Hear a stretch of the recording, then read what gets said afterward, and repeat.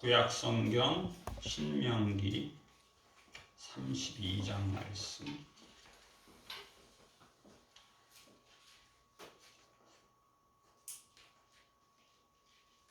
구약성경 신명기 32장 말씀 10절에서 12절까지 말씀 교독하겠습니다. 구약 313면 신명기 32장 10절에서 12절까지 말씀 교독합니다. 여호와께서 그를 황무지에서 짐승이 부르짖는 광야에서 만나시고 호위하시며 보호하시며 자기의 눈동자 같이 지키셨도다. 마치 독수리가 자기의 보금자리를 어지럽게 하며 자기의 새끼 위에 너풀거리며 그의 날개를 펴서 새끼를 받으며 그의 날개 위에 그것을 얹는 것 같이 다같이 여호와께서 홀로 그를 인도하셨고 그와 함께한 다른 신이 없었도다. 아멘. 한부터 보겠습니다. 마가복음 4장 말씀.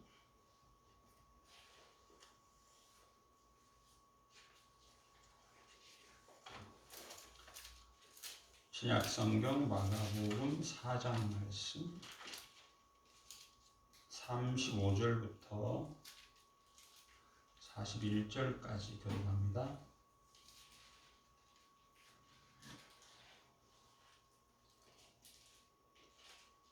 한 절씩 교독하겠습니다. 마가복음 4장 말씀.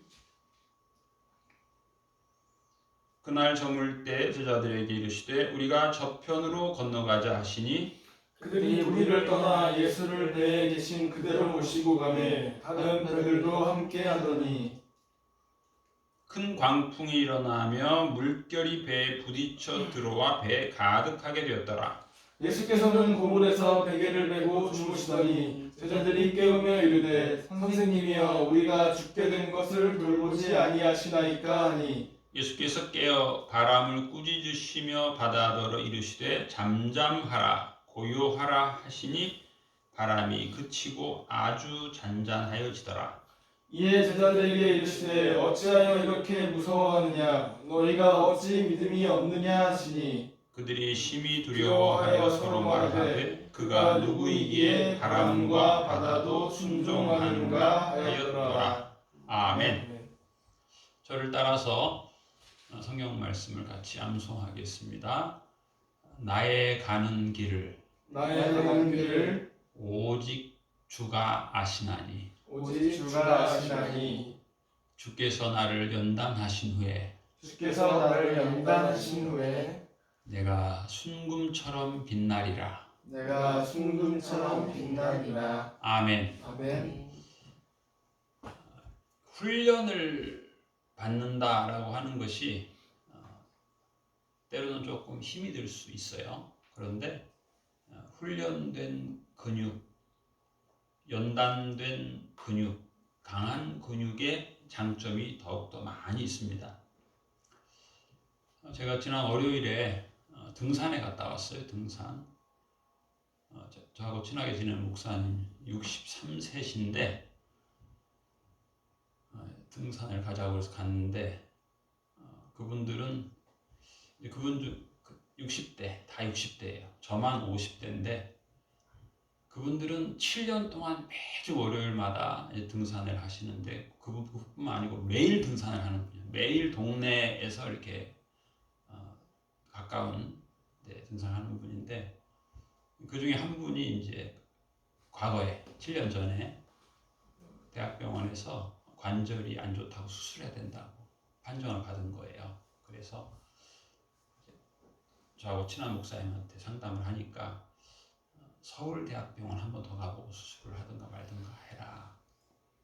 가보니 서울대에서는 수술을 하거나 아니면 근육을 강화하는 걷기 운동을 많이 하거나 둘 중에 하나를 하라고 그렇게 말씀을 하셨대요. 다행히 이분이 수술을 택하지 않고 운동요법을 선택을 해서 날마다 걸은 거예요. 저하고 친한 그분도 하여튼 이 지방간으로 어려웠는데 하루에 3번 1시간씩 꼭 걷는다는, 매일 3시간 걸을 뿐만 아니고 또 또 매주 월요일 날은 높은 산에 가는 거예요. 제가 따라갔다가 고생했습니다. 이분들이 어느 정도 실력가냐면 이분들은 날마다 3시간 걷고 매주 그 산을 가는 분이에요. 등산에 써 있더라고. 요거 정상에 갔다 오는데 6시간 걸립니다 하는데 이분들은 4시간 반 만에 내려오는 거예요. 제가 올라갈 때는 선두로 올라갔는데 내려갈 때 이분들을 못 당하겠는 거야. 게다가 제가 우리 아들이 새로 등산화를 샀는데 그걸 제가 신고 갔어요. 제 거 등산화는 20년 된 거라서 안 신고 새 거 신고 왔더니 이게 또 작은 거야. 아이고 작아가지고 다리가 얼마나 아픈지. 그래가지고 마지막 1시간은 신발을 벗어서 들고 맨발로 걸었어요. 중간에 이제 그 아주 높은 데서 막 너무 급경사인데 다행히 거기 로프가 있더라고. 로프에 매달려서 내려오는데 너무 경사가 급하니까 내가 아이고 이거 악산이네 그랬더니 제 옆에 있던 그 목사님이 막 웃는 거야. 이거 악산 아니야. 그래서 아니 나한테는 악산이에요. 문제는 이제 나는 제일 어려요 그 중에. 근데 그분들은 연세가 많아요.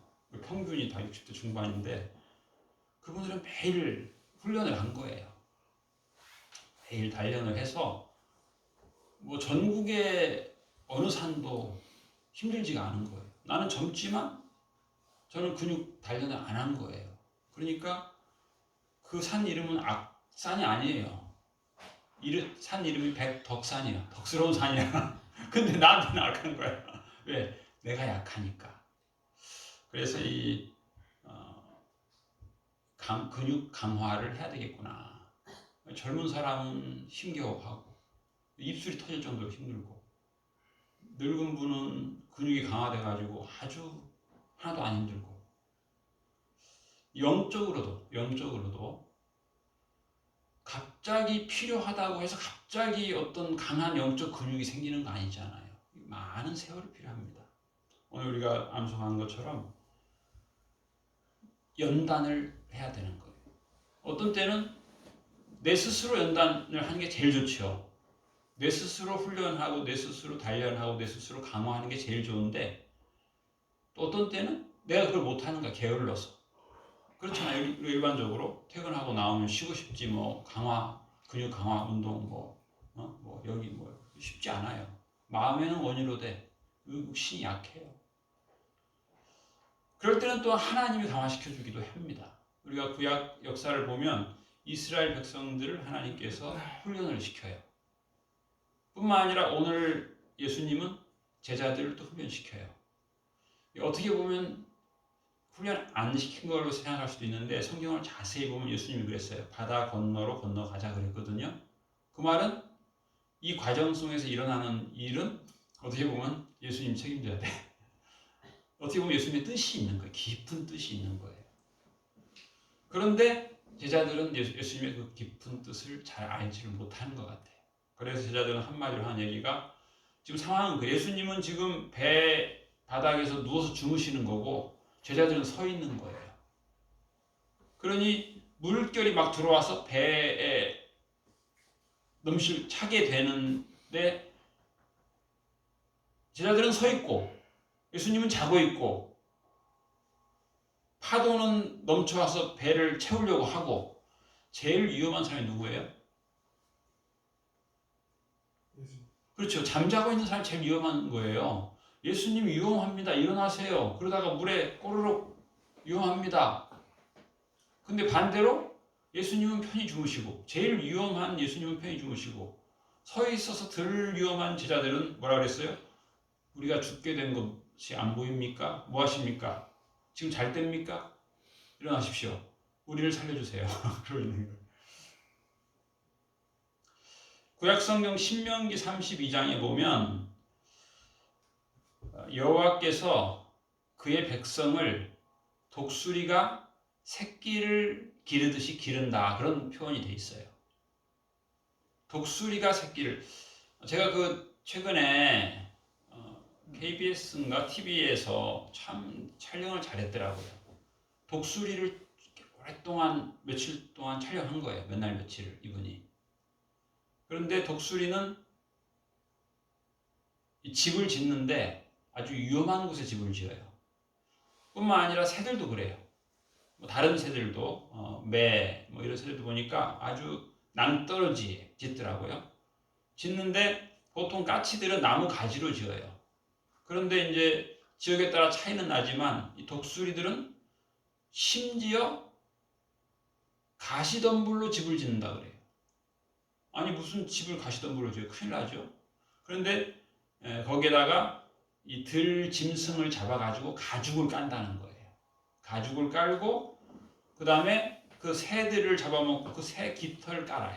그래서 그게 집이 완성이 되면 최고급 호텔 스위트룸이 되는 거예요. 폭신폭신한. 그곳에다가 자기 새끼를 이제 자라게 하는 거예요. 그런데 오늘 성경 신명기 32장 말씀을 자세히 읽으면 무슨 말씀이 있냐면 그 집을 어지럽게 한다는 표현이 되어 있어요. 그 아기가 새끼일 때는 최고급 새 가슴털로 폭신하게 해가지고 새끼들이 거기서 살게 해요. 그리고 모든 먹이를 자기가 사냥을 해서 꼭꼭꼭 씹어가지고 넣어주는데 새끼들이 뭐 자기 엄마의 혀를 빨아먹을 지경으로 잘 먹어요. 그런데 때가 되면 밥을 안 주는 거예요. 그러면 얘네들은 막 불평해요. 왜 밥을 안 주냐? 당신이 한 달 동안 밥 잘 주더니 왜 안 주냐? 엄마를 막 쫄기세요. 근데 밥을 안 줘요. 심지어 밥만 안 주면 괜찮은데 원래는 가죽을 깔고 새 깃털을 잘 깔았잖아요. 그걸 다 없애버리는 거야. 그러니 막 찌르는 거야. 그러니까 애들이 죽을 지경이죠. 아니 엄마가 미쳤나? 왜 언제는 그렇게 포근하게 해주다가 이제는 이렇게 사람을 괴롭히나? 그리고는 나가라 그래. 나가라. 집을 나가라. 막 날개짓 하면은 막 얘네들은 죽는다고 그래요. 왜 그러냐고 엄마가. 언제는 포근하게 해주더니. 그리고 다 없으니까 얘 집에도 나가라고 안 나가니까 집을 못 살게 만드는 거예요. 집에는 가시덤불이 있으니까. 근데 얘들은 안 나가려고 그래. 아니 우리가 여기서 잘 포근하게 살았는데 왜 우리를 집으로 나가라고 하냐. 못 나가겠다. 근데 우리가 신명기 32장 보면은 집을 막 어지럽힌다고. 집을 막 어지럽히는 거야. 언제는 집을 정돈하던 엄마가 집을 막 어지럽혀요. 날개짓을 해가지고 먼지나게 하고. 그리고는 나가라. 집 밖으로 나가라 하고 밥을 안 주고 심지어는 떨어뜨려. 애들을 떨어뜨려.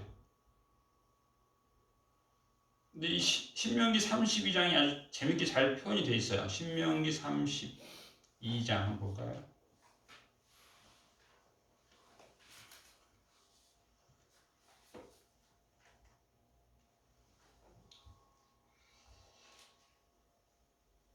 결론은 하나님께서 자기의 자녀들을 눈동자같이 지키세요.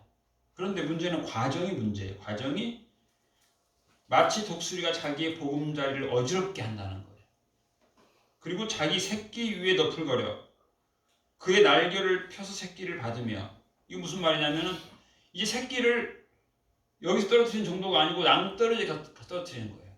그러면 새끼는 막 나 죽는다. 이게 웬일이냐. 그런데 죽기 전에 엄마가 날개를 펴서 걔를 받아. 다시 올라가.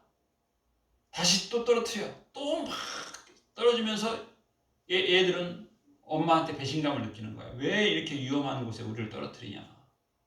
괴롭다. 힘들다. 이 어린 날갯짓 하기 힘들다. 그런데 사실은 그게 강화 훈련이에요. 강화.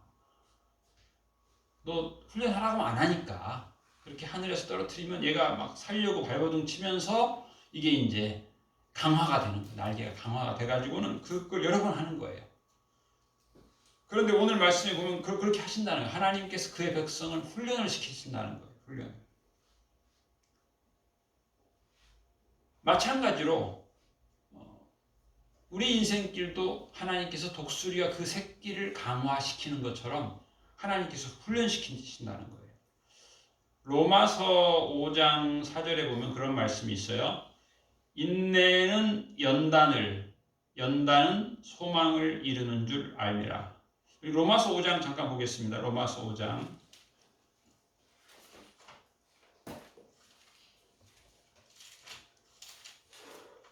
로마서 5장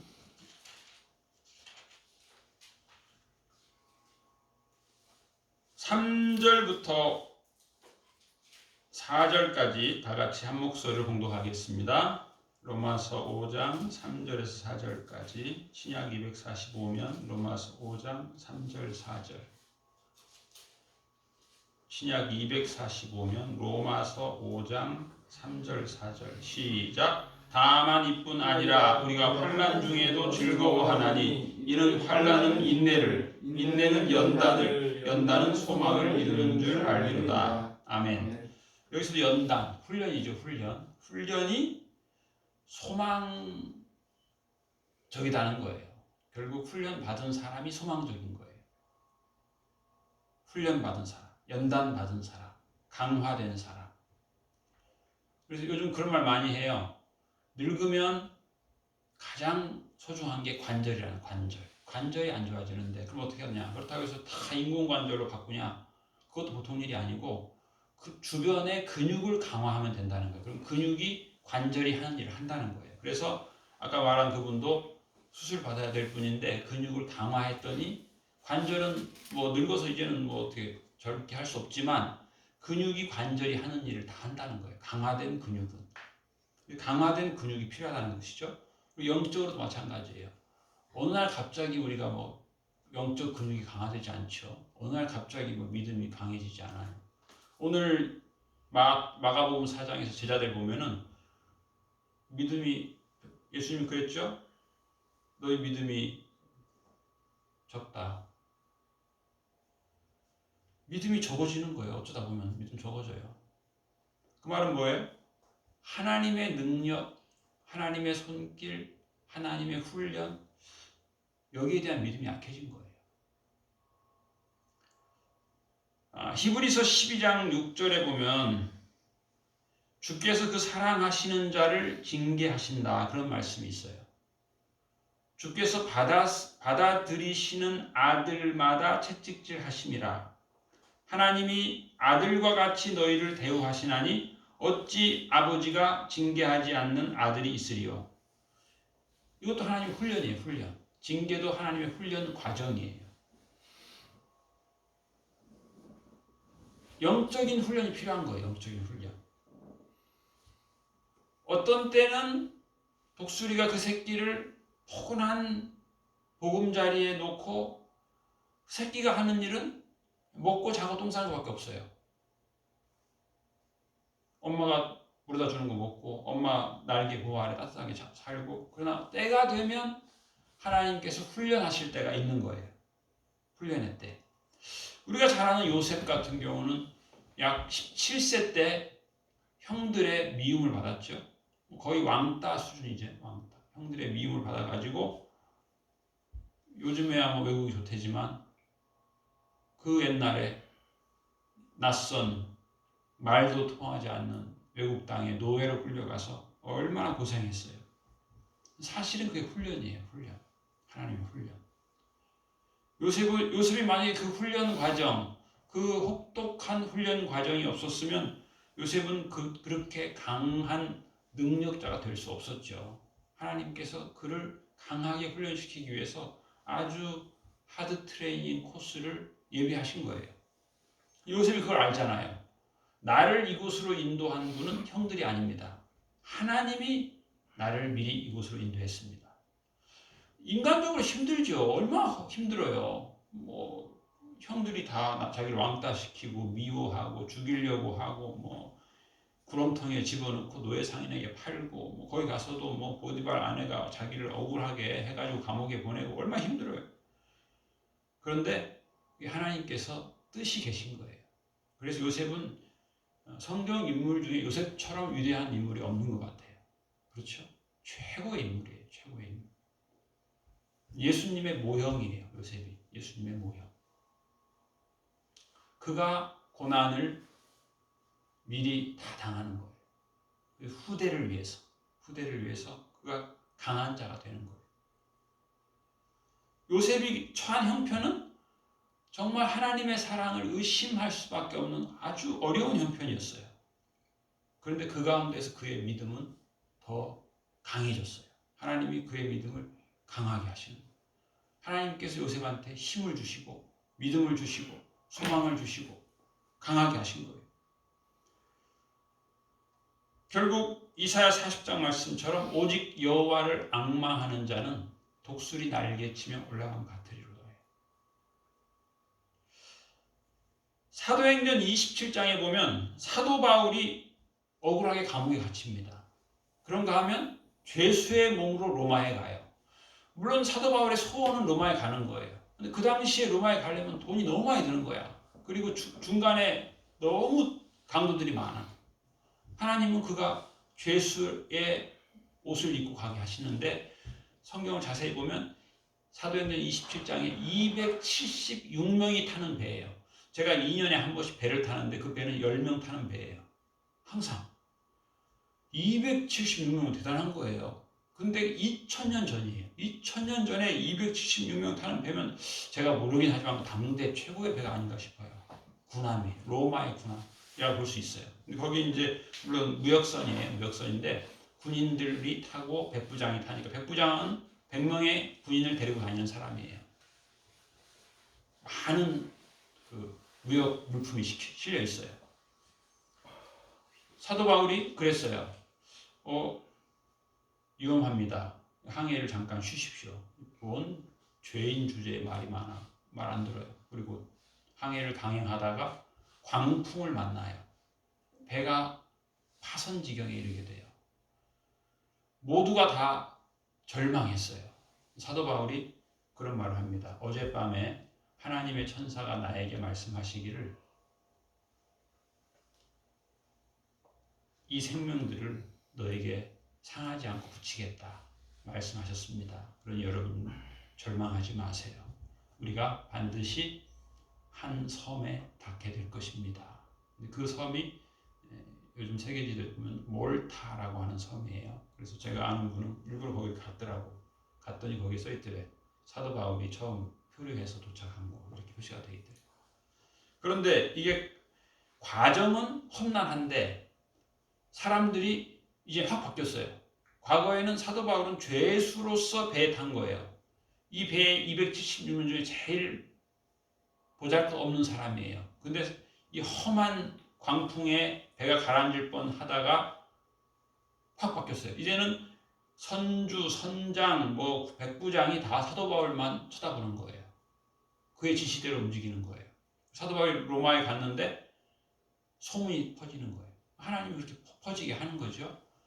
이러이러한 험한 일이 있었는데 우리가 그 조그만한 사도 바울 말을 안 듣고 죽을 뻔했는데 겨우 살았다. 대단한 겁니다. 하나님이 함께 하신다. 결국 그래서 기독교는 핍박받는 종교였는데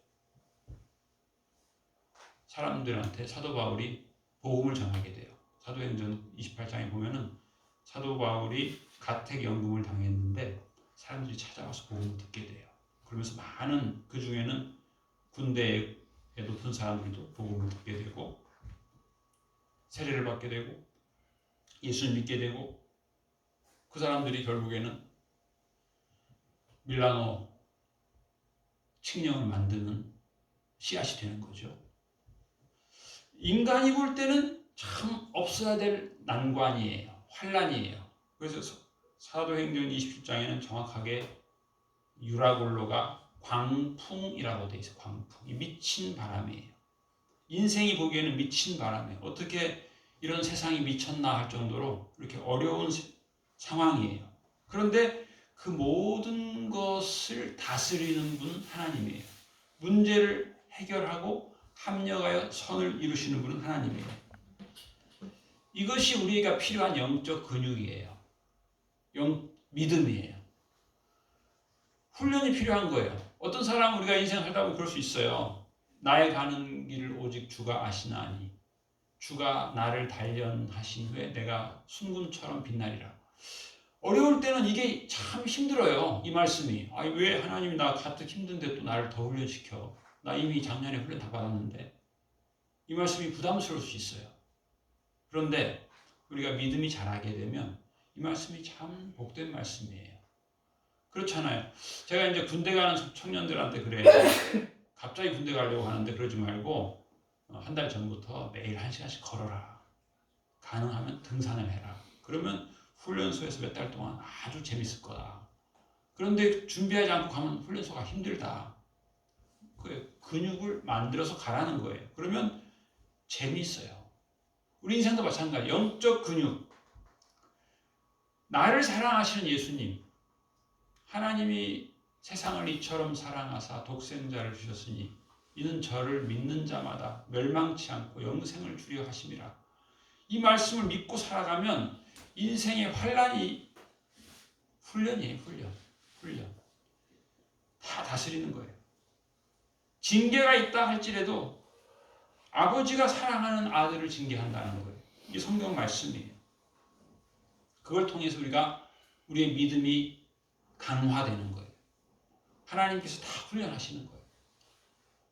알곡과 가라지를 가르는 것도 일종의 훈련이에요. 알곡이 되라는 거예요. 알곡이 되라. 물론 세상 사람들은 우리에게 하나님을 의심하게 하죠. 사탄은 또 우리로 하여금 믿음의 강화가 아니고 세상적인 부분이 더 중요하다. 믿음의 강화 없어도 된다. 믿음 강화하지 마라. 그렇게 우리를 유혹하지만 예수님은 오늘도 제자들에게 말씀하셨습니다. 너희 믿음이 있느냐? 우리가 믿음을 돌아보는 것입니다. 어떠한 세상에 환란이 있다 할지라도 강하면 되는 거예요. 근육이 강화되면 면역이 강화된다 그래요.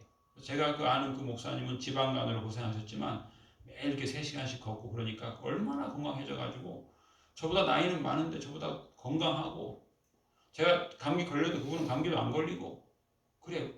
강화하니까 강화. 하나님을 신뢰하고 비록 약했지만 주의 말씀 따라서 연단이 필요합니다. 그래서 하나님께서는 우리를 강하게 훈련시키십니다. 우리가 하나님의 훈련하심에 대해서 전혀 두려워할 필요가 없습니다. 맡기는 거예요. 물론 고소공포증이 있을 수 있죠. 그 새끼 독수리처럼 떨어질 때 무섭죠. 그러나 결정적인 순간에 하나님이 받으시는 거예요. 중요한 게 뭐예요? 즐기는 거예요. 오늘 말씀에도 있잖아요. 로마서의 말씀에 보면은 환난 중에도 즐거워한다는 말이 있어요. 환난 중에도 즐거워한다. 환난. 여러분 6.25 전쟁 우리가 겪지는 않았지만 지금 얼마나 좋은 때예요. 그런데 사람들이 지금 두려워하고 걱정하고 신종플루 때는 신종플루 확진자가 75만 명이었다 그래요. 75만 명. 신종플루 검사 받은 사람이 350만 명. 코로나19 이게 면역만 강화하면 전혀 문제가 안 되는 건데 국가적으로 지금 걱정하고 있죠. 우리가 영적으로 강화되면 육적으로도 강화돼요. 하나님이 말씀하신 대로 우리가 순종하면 여호와께서 눈동자 같이 지키십니다. 주의 율례대로 행해야 되는 거예요. 주의 법도대로 행해야 되는 거예요. 사람들이 구약 성경에 그 많은 건강하게 살 수 있는 율례가 그렇게 많은데 그걸 안 먹는 거예요. 그리고 먹지 말라는 건 기를 쓰고 먹는 거예요. 그러니 사람이 약해지는 거예요. 하나님 말씀대로 살면 영육간에 강건해지는 겁니다. 하나님께 지키십니다. 하나님 말씀대로 먹고 마시고 행하고 하나님의 사랑과 능력을 신뢰하고 그래서 오늘 말씀처럼 여호와께서 눈동자같이 이 인체의 그 의학자들이 가장 잘 보호하는 게 눈이라 그래요. 이 눈을 보호하기 위해서 바람만 불어도 얘가 눈을 감고 먼지만 날라도 눈 감고 또 그렇지 않아도 눈을 이거 보낸다 그래요. 눈에. 아무리 추워도 눈은 잘 안 춥대요. 코는 시리고 귀는 시리고 볼은 시리고 입이 시려도 눈을 안 추는 이유가 그거래요. 그렇게 눈을 우리 신체가 보호하기 위해서 계속 피를 보내서 보온도 하고 그런다는 거예요. 가장 잘 보호되는 게 눈이래요. 하나님께서 우리를 그렇게 눈동자처럼. 그렇잖아요. 이 시신경이라고 하는 것은 아주 쉬지 않고 움직이죠. 쉬지 않고 하나님께서 보호하신다는 거예요. 이 한 주간도 하나님께서 우리의 인생을 훈련시키시고 강화시키시고 눈동자같이 보호하심을 믿고 다른 세상의 것들을 믿는 것이 아니고 하나님을 신뢰하고 하나님의 보호하심을 받고 주님의 은혜, 주 날개 그늘 밑에서 감사하고 기뻐하고 찬양하는 행복한 삶을, 영육간의 강건한 삶을 살아가는 여러분 모두가 되시기를 축복합니다. 아멘. 기도하겠습니다. 하나님 아버지 감사합니다. 세상에 풍랑과 환난과 질병의 유행이 있다 할지라도 하나님께서 말씀하신 대로 순종하면 주께서 그의 날개 그늘 아래 저희를 보호하시고 눈동자같이 지켜주심을 저희들이 다시 한번 마음에 새기고 하나님의 크신 능력과 사랑을 신뢰하고 감사하고 즐거워하는 자 되게 하여 주시옵소서. 예수님께서 우리 위에 모든 질병을 짊어지심으로 우리가 나음을 입었사오니 세상에 어떤 질병이 유행한다 할지라도 예수님의 십자가의 보혈의 피로 그 사랑과 능력으로 우리가 보호됨을 감사합니다. 예수님의 그 사랑의 은혜의 찬양을 드립니다. 이 한 주간도 저희들과 동행하여 주옵시고 안보하여 주옵소서. 하나님의 크신 사랑과 능력에 감사를 드리며 예수님 이름으로 기도하옵나이다. 아멘.